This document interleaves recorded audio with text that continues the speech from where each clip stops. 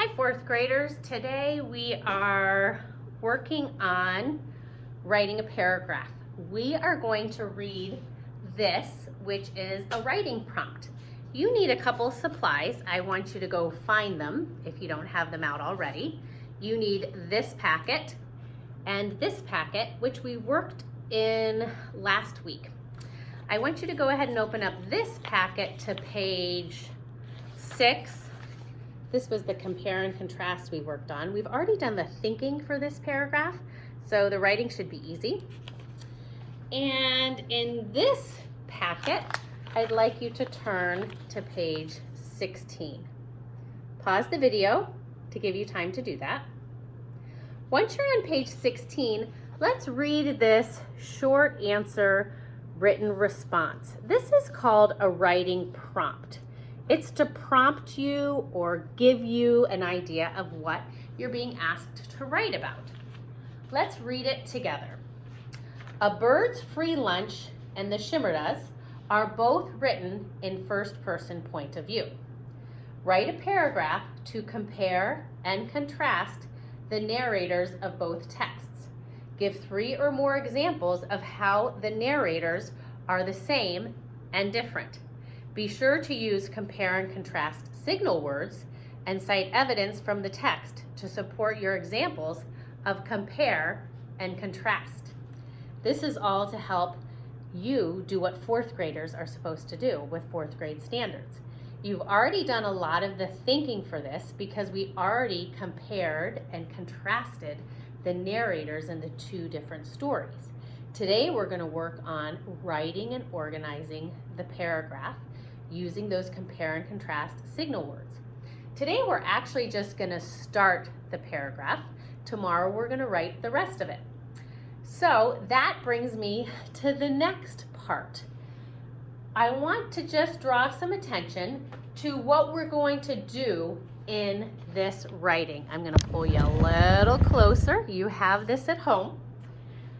I want to draw some attention to what we're going to do in our paragraph. In our paragraph, we know we have to compare and contrast.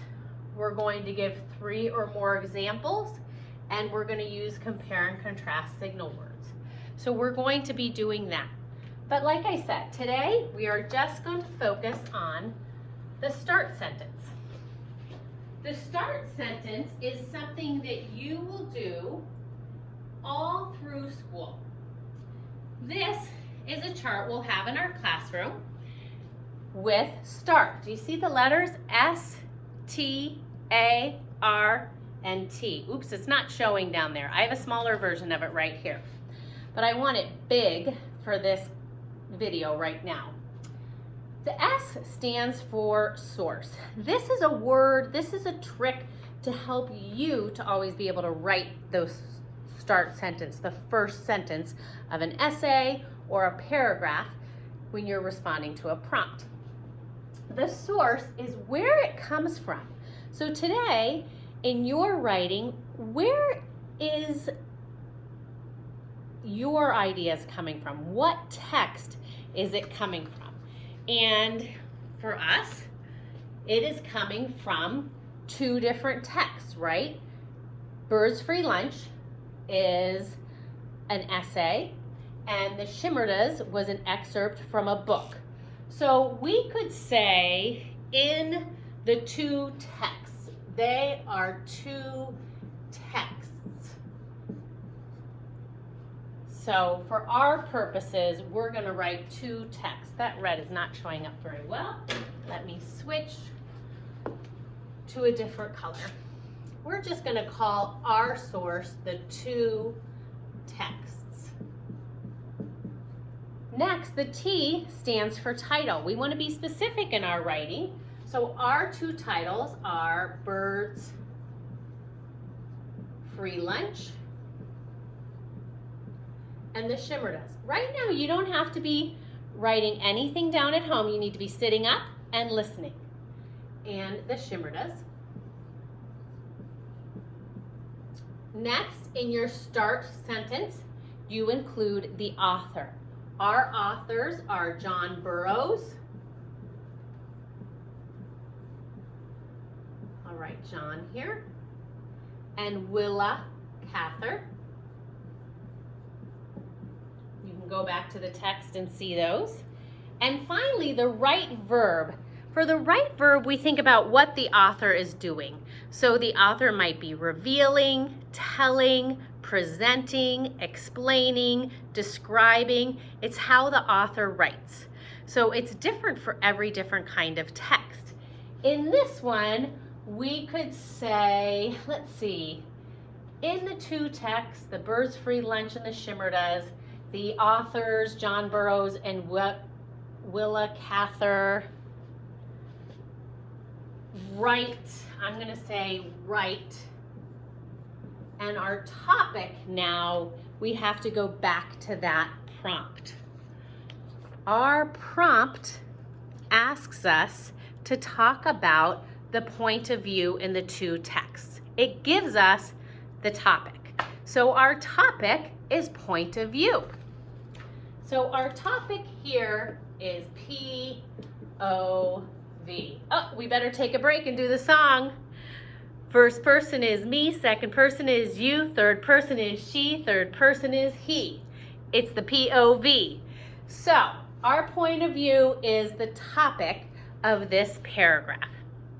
Now that I've talked through how to write a start sentence, and this is your very first start sentence, so we're very much doing it together, I want you to turn to a different page in your packet. Right after the short answer response page, flip it over.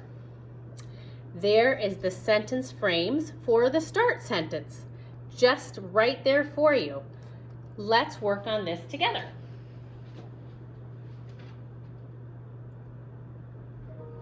There it is.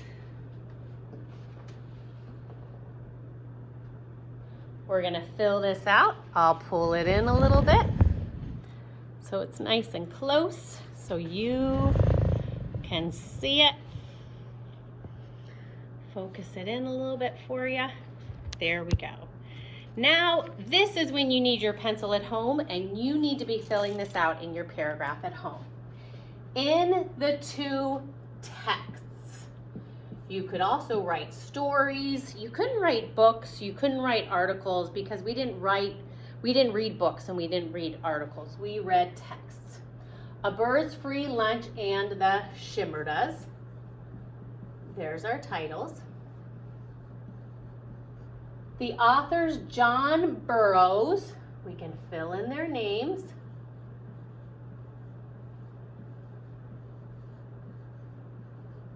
And Willa Cather. Now remember, you can pause the video so that you can fill it in. Both, and we decided that our right verb would be the verb to write. That's what they do. They write in first person point of view. Write in first person point of view. There it is. You need to fill that out. We used all the different parts of a start sentence. We used the source. We used the title. We used A for our author. We used R for right verb. And we used T for topic.